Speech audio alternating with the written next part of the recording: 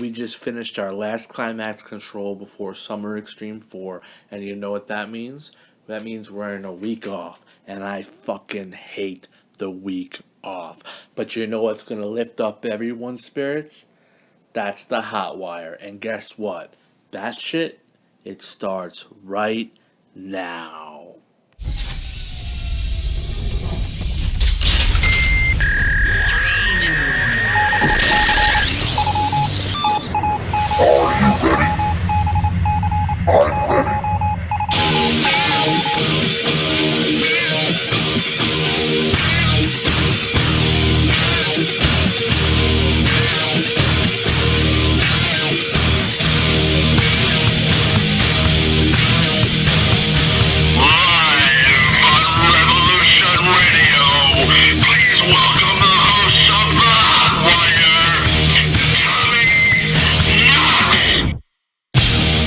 Oh yeah, oh yeah, it's me.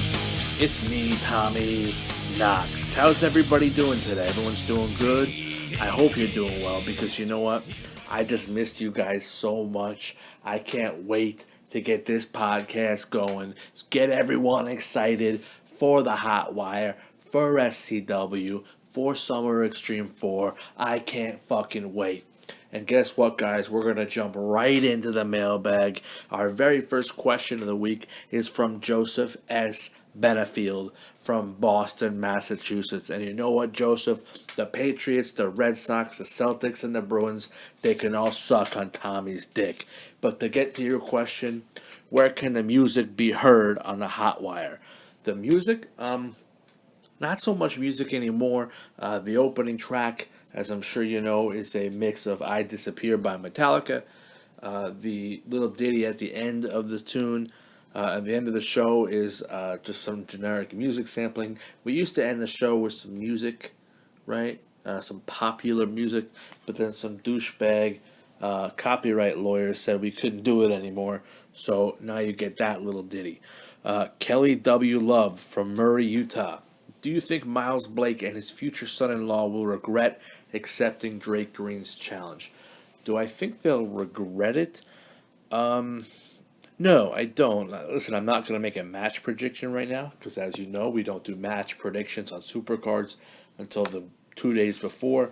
But I will say that win, lose, or draw, this is an absolute win for Scott Sanders and for Miles Blake to debut on really the number 3 show of the year, certainly an A pay-per-view against arguably one of the greatest stars this company's ever had in his final match.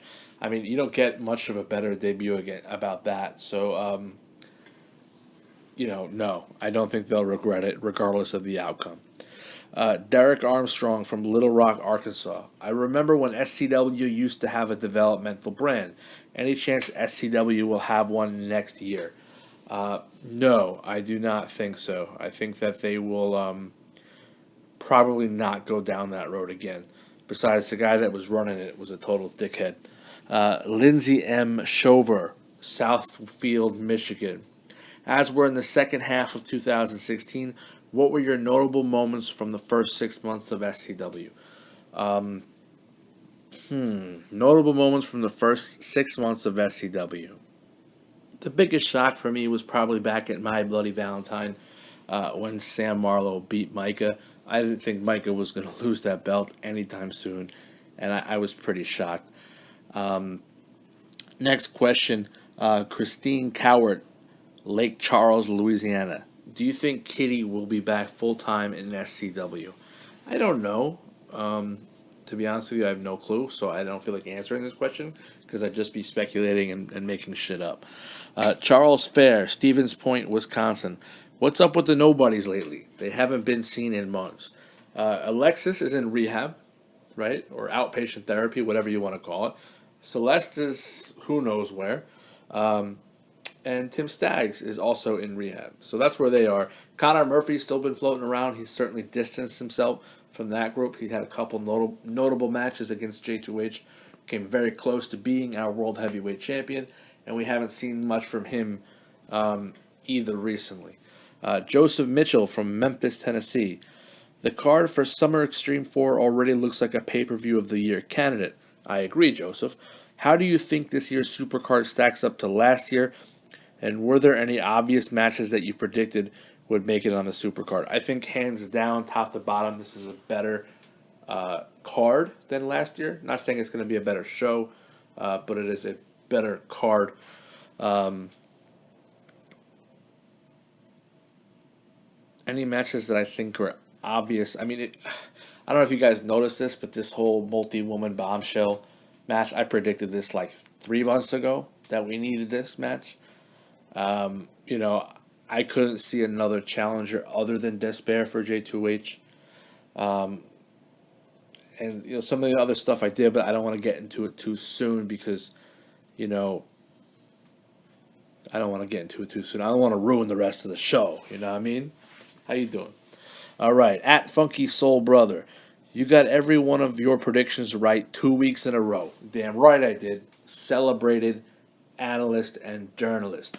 Think you can make 3 of 3 after the Supercard? Of course I can. Why wouldn't I be able to? What kind of stupid fucking question is that, Funky Soul Brother? Donald Moore, Wellsville, Ohio. Now that the official card is set in stone, which champion is in danger of losing their title in 9 days? They all are. I mean, in reality, they all are. I'm not going to make predictions now. Who's got the toughest shot is probably Crystal Miller, right? She's got to defend against 5 other people. You know, so obviously her. Suzanne Oliver, Waco, Texas. So Steve Ramone mentioned you and him taking over commentary one day. When is SCW finally going to see Tommy Knox?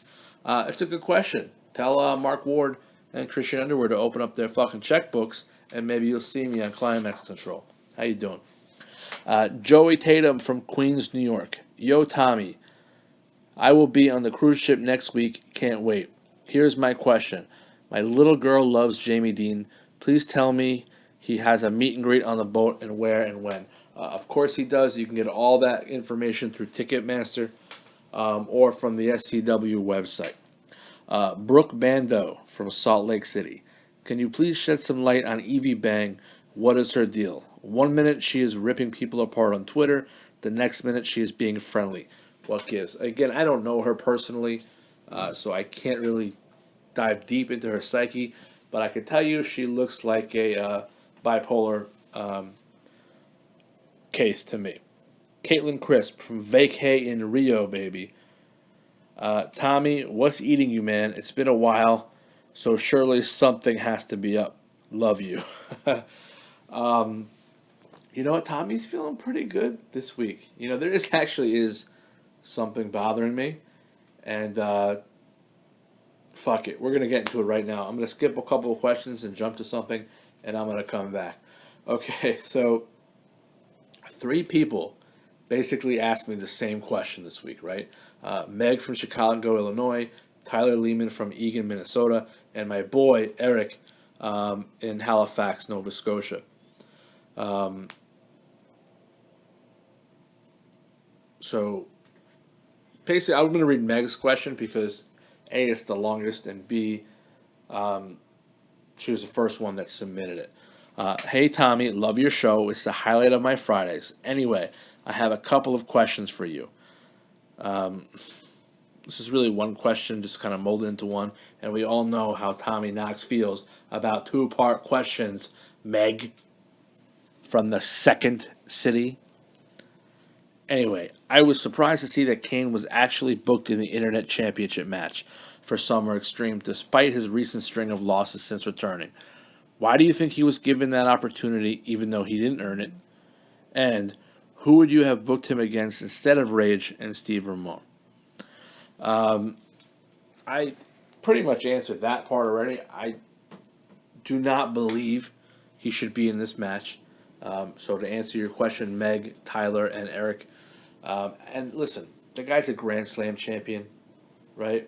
He is one of the few that can get matches like this without actually earning it. But we all know how I feel about it. Put someone in a position to earn it. And you know what? I feel like SCW did, and he just didn't deliver. For whatever reason, some of it was out of his hands, some of it wasn't. But he has not been the same Kane since returning. I feel like his legacy was put in this match, not necessarily the competitor we have today. I would have booked him against someone like a Marcus Reeves or even a TNA, and a number one contender match for the internet title to face the winner of the Rage Steve Ramon match. But with all the animosity built up, all the bad blood that had been worked up, the audience deserved to see the payoff there. In that case, maybe I would have just booked Rage and Kane. I don't know if I would have shoved Steve Ramon in that match. So, again, not my booking choice, but guess what? I don't do the booking. All right? I'm armchair booking, and anyone can say what they want after the fact because none of us actually have to do the job. So, I think most of the time STW does get it right. In this case, maybe not. But what are you going to do? But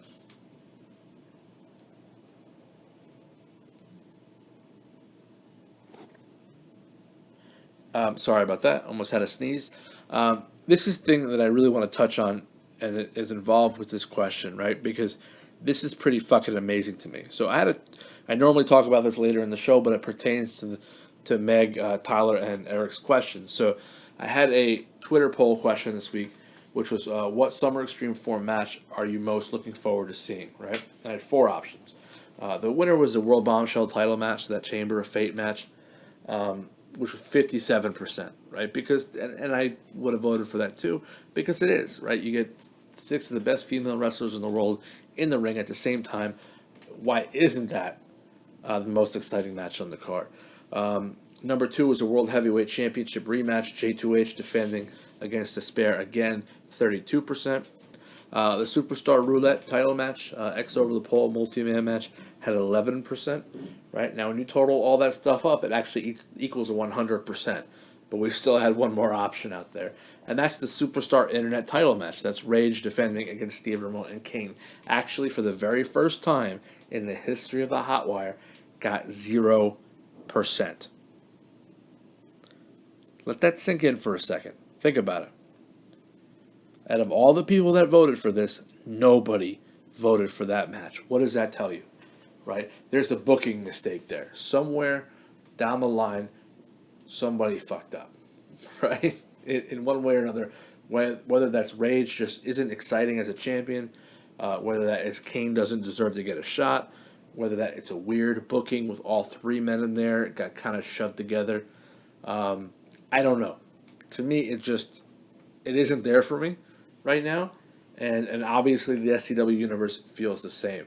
That being said, right, when Kane shows up, he delivers like few others do. I've consistently said that I think Steve Ramon is one of the most underrated wrestlers and performers in the world. And regardless of what you want to say about Rage, he has a significant amount of title defenses already. He's a two-time internet champion, former tag team champion, former world heavyweight champion. I think this match will be enjoyable, but it's just telling that the majority, in this case everyone in the SCW universe, isn't looking forward to see it.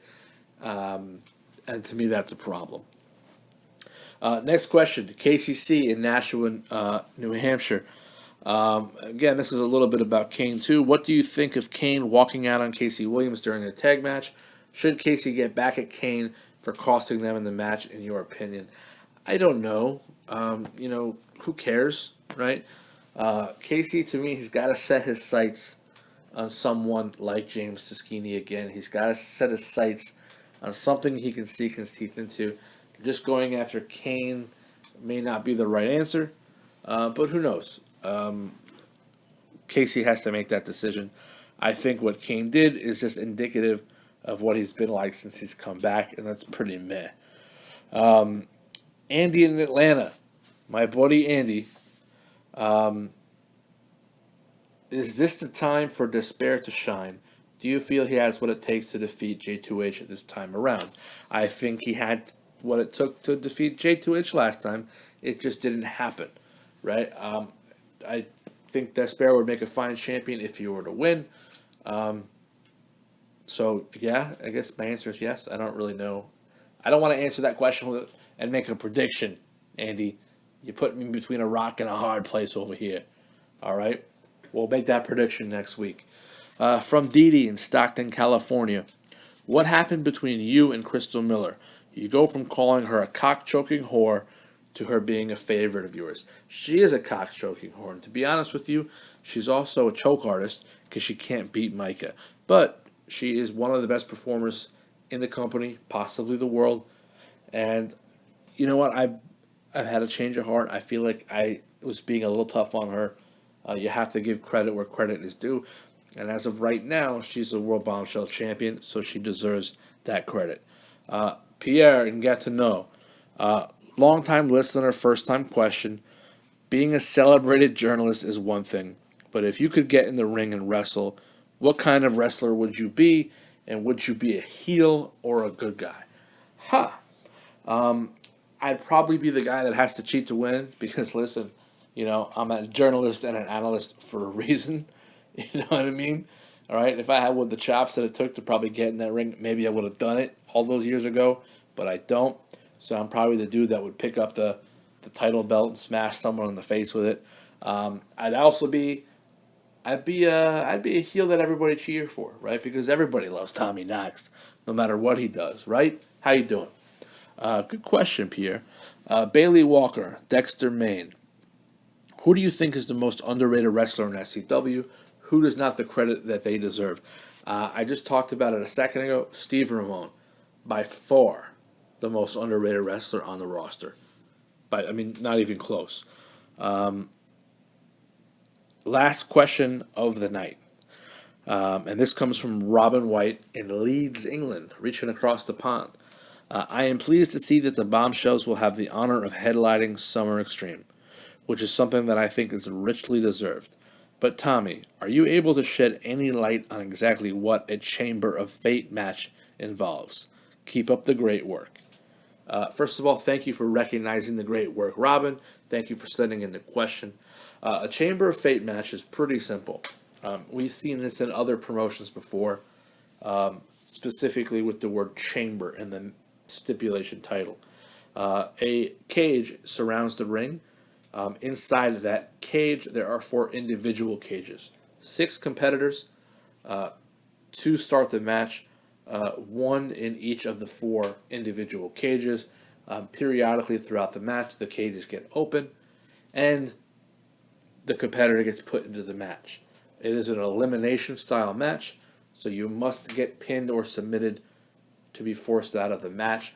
That is the one thing, the saving grace for Crystal Miller here, is that if she were to lose, she has to actually lose.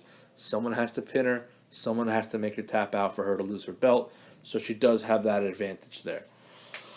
All right, that's all the questions we got tonight. I want to jump right into last week's show, cover a couple of things. We did start with that big contract signing between J2H and Despair.